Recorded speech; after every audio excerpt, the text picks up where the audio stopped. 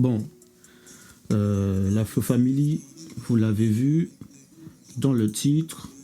Attendez, je vais essayer de baisser sur le son parce que c'est un peu fort dans mes oreilles. Il faut que je le mette en fond. Oui, parce que c'est une technique que je viens de comprendre qu'il faut que j'utilise quand j'ai besoin de filmer, ok? Quand j'ai besoin de vous faire des vidéos. Je mets le casque sur mes oreilles, un peu de musique, ça me motive puisque je fais tout en musique. Ça m'évite de trop réfléchir à autre chose. Ça permet d'être focus en fait. Parce que comme mon cerveau, il peut fonctionner sur plusieurs tableaux à la fois. Si jamais j'ai pas le casque et qu'en bas ou ailleurs autour, il y a un son qui passe, mon cerveau, il va se connecter dessus, donc je vais zapper. Alors que si je couillonne mon cerveau en lui mettant déjà un son en tâche de fond et que je continue à parler avec toi à travers la vidéo, tu vois, je suis beaucoup plus concentré et c'est ce que je suis en train de faire. Donc c'est pour ça que j'ai le casque sur les oreilles avec de la musique qui tourne dedans. Bon, alors tu l'as vu dans le titre, c'est clair, c'est net, ça va être ce genre de vidéo là qui va être là pour toi aujourd'hui. Si ça peut t'intéresser, je vais t'expliquer le but de cette vidéo là. Il n'y en a pas, ok? Il n'y a pas de thème. Il n'y a pas de but, il n'y a pas de filage, il n'y a rien à en reproduire, il n'y a rien à comprendre, il n'y a pas à essayer à être philosophique sur ce que je suis en train de faire. C'est juste une vidéo wiping.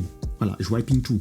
Je sais pas si c'est comme ça qu'on dit, wipe out, wiping, pas grave, de toute façon, je m'en fous. C'est une vidéo exutoire, tout simplement. Parce que oui, il y a plein de choses qui me saoulent. Il y a plein de choses qui me saoulent, il y a plein de choses que j'ai déjà dit, que je comprends pas dans l'industrie, que ce soit en termes de relation avec les gens, ok? Donc toi avec les gens, et aussi par rapport au fait où quand tu commences à lancer quelque chose d'artistique, quand tu lances un business, tu as une certaine relation que tu dois avoir avec les autres. Mais voilà, tu as capté, tu connais, quand tu mets dans ça les émotions, la personnalité de tout à chacun, les caractères, les compagnies, les trucs comme ça donne un bordel pas possible. Et le plus gros bordel de tout ce que ça donne, c'est que personne n'est franc.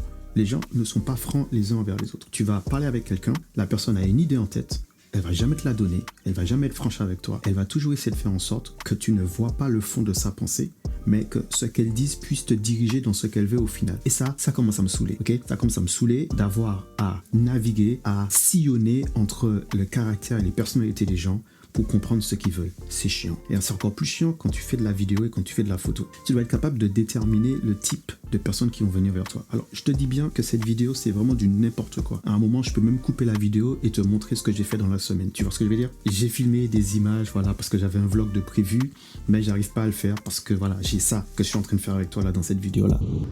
C'est bon, pour moi, c'est un bon signe. Ça veut dire que je me suis détaché, en fait, du côté de « Ah oui, il faut faire ça pour plaire aux gens ». Et c'est ça qui fait qu'on va aller dans des sortes de burn-out sur les réseaux, parce qu'on fait trop de choses pour essayer de plaire aux autres et on oublie de prendre plaisir à ce qu'on fait.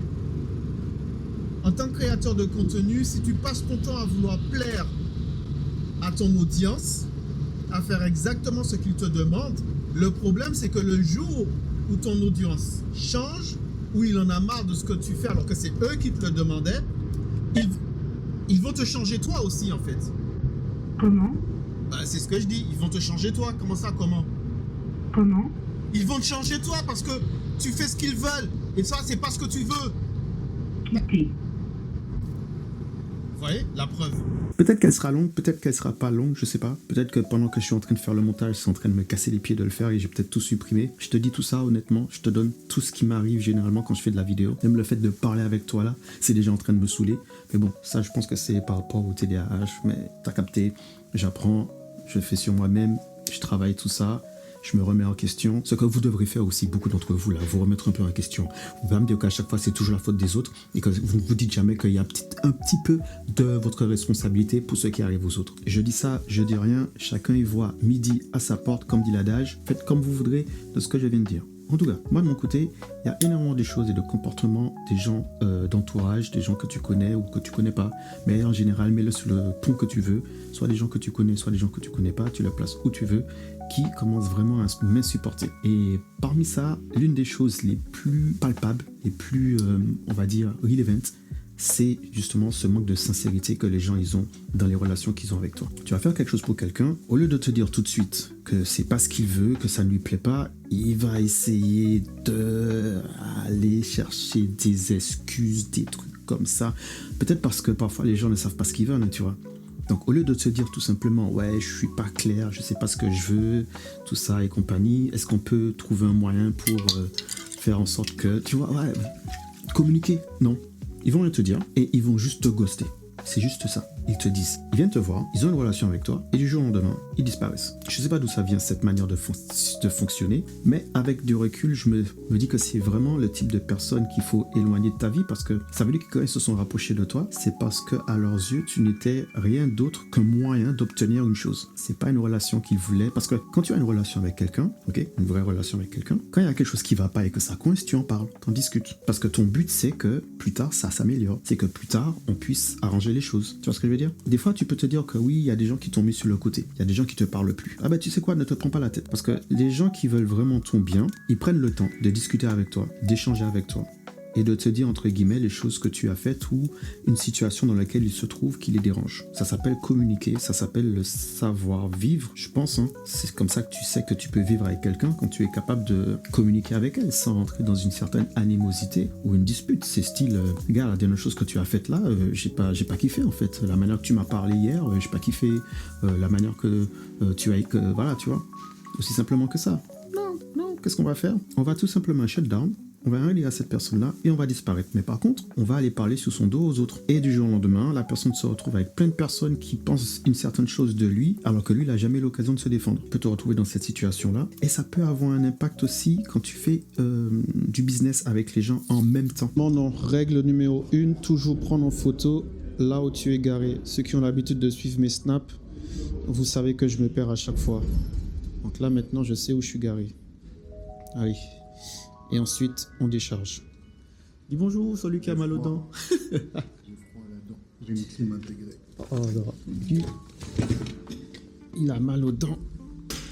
Shit. Non, c'est bon. Celui-là, je vais le prendre. Waouh, on est garé dans un parking, mais pour sortir, laisse tomber quoi. Il fait froid là.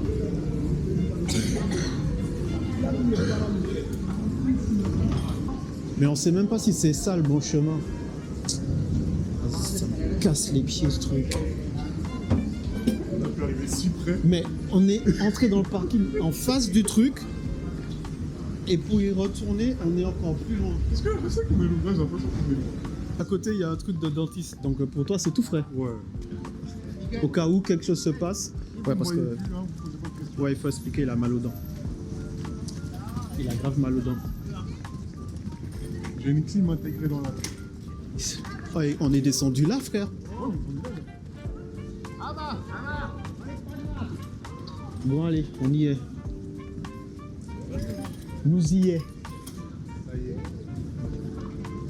Ah, en plus, il y a un barbeur à côté. Oh, je vais faire mes contours Saras. Bon, vous savez que moi je fais de la vidéo et je fais de la photo. Je vais vous prendre le cas que je suis en train de vous expliquer en vous donnant un petit exemple. Vous le mettez à votre niveau, vous le mettez par rapport à votre condition de vie. Si ça vous arrive comme ça, vous pouvez déjà avoir une alternative sur comment réagir. Je dis pas que la manière que j'ai réagi est la bonne. Je dis pas que la manière que j'ai fait est la bonne. Je dis pas que c'est comme ça qu'il faut faire. Je vous donne juste mon retour d'expérience. J'ai constaté une chose, c'est que en termes de... Il y a beaucoup de personnes qui ont du mal à accepter. Ils ont du mal déjà à accepter leur positionnement. Okay, ils ont du mal à accepter certaines choses. Moi, j'ai constaté un truc. Souvent, il m'est arrivé de réaliser des projets pour les gens.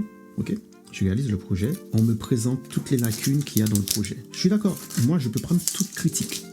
Je fais que ça de toute façon. Je peux prendre les critiques, je peux les accepter, je peux les entendre, je peux les comprendre. Tant que ta critique est constructive et dans le but qu'on s'améliore l'un et l'autre, tu vois, pour me proposer une amélioration, pas juste me critiquer gratuitement, mais me proposer une alternative ou justement un moyen de m'améliorer, je suis d'accord. Que vous appelez la critique constructive. Okay, j'ai reçu pas mal de critiques sur certains de mes réalisations.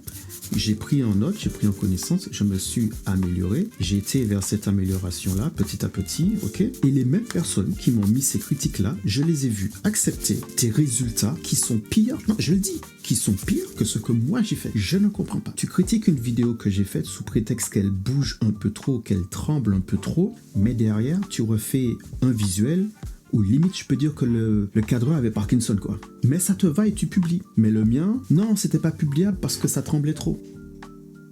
Non, vous allez peut-être vous dire que j'exagère, vous allez peut-être vous dire que j'abuse. Peut-être, c'est peut-être, je comprends, oui, je suis d'accord. C'est peut-être le côté paranoïaque qu'il y a quand t'es TDAH. Oui, quand t'es TDAH, il y a un gros côté paranoïaque qu'il faut savoir gérer, ok? Non, c'est une tannée à vivre, c'est un enfer. Mais bref, bon, on n'est pas là pour parler de ça. c'est pas le but de cette vidéo-là. En fait, peut-être si, puisque je viens de dire que je vais tout wiping, je vais parler de tout et n'importe quoi. Je vais enchaîner les discours, je vais enchaîner les thèmes sans forcément me donner un truc. Donc voilà, ok, c'est parti. Enchaînons les thèmes. Oui, il y a un truc qui me saoule sur YouTube, sur TikTok, sur Instagram, sur les réseaux en général. C'est quand, depuis quelques temps, un truc que je constate là, les vidéastes photographes là, qui font que des traînes là, vous êtes relous. Un coup, vous sortez pendant 4, 5, 6 vidéos pour vous faire des vues. Ouais, le matériel ne compte pas, le matériel ceci, il faut shooter en manuel, c'est shooter en manuel, va t'aider à apprendre, nanana, et compagnie, tout ça. Donc, ok, vous bassinez les gens avec ça. Et là, les marques vous sortent des boîtiers. Des boîtiers de la mort qui tue, des boîtiers qui gèrent l'automatisme, le focus, l'autofocus, la stabilisation et tout ça. Donc, moi, je vois mal quelqu'un payer 6 000 € un boîtier pour enlever toute la partie de gestion automatique qu'il y a dessus. Pour que tu puisses comprendre ce que je veux dire, c'est comme si je prends une marque BM ou même Audi sort un bête de véhicule. Ou non, c'est Tesla. Tesla sort un bête de véhicule qui est autogéré, qui fait tout. Toi, tu l'achètes, le véhicule lui coûte 120 000 balles. Toi, tu l'achètes et tu désactives tout le programme qui est autogérable. Poto, à ce moment-là, va chez Peugeot et achète une 308. À quoi ça te sert d'acheter une Tesla qui est un produit qui est fait pour être autogéré pour qu'après tu te dises ouais mais bon moi j'aime pas trop le côté automatique du véhicule, je suis un puriste, j'aime bien ma conduite, je suis un pilote donc je désactive. Mais casse pas les pieds. Achète un véhicule qui est déjà full manuel. Qu'est-ce que tu viens nous casser les pieds à nous faire une leçon de morale, les gens qui... Non. Ah ben, vous savez quoi? Sur YouTube, sur Instagram, sur TikTok, vous retrouvez ce type de vidéastes et de photographes. Pendant des années, quand une vision était globale et générale et que tout le monde l'utilisait pour faire ses vidéos, pour avoir de la rétention, parce que c'est ça qui intéressait les gens, ils avaient un certain discours. Et maintenant que ce discours commence à changer parce que la technologie évolue aussi, ils ont un autre discours. Donc ils peuvent plus garder le discours de dire il faut rester full manuel parce que tout ça. Non, parce que les derniers boîtiers qu'on achète, les marques font en sorte qu'elles soient capables de gérer cette automatisation, tu vois.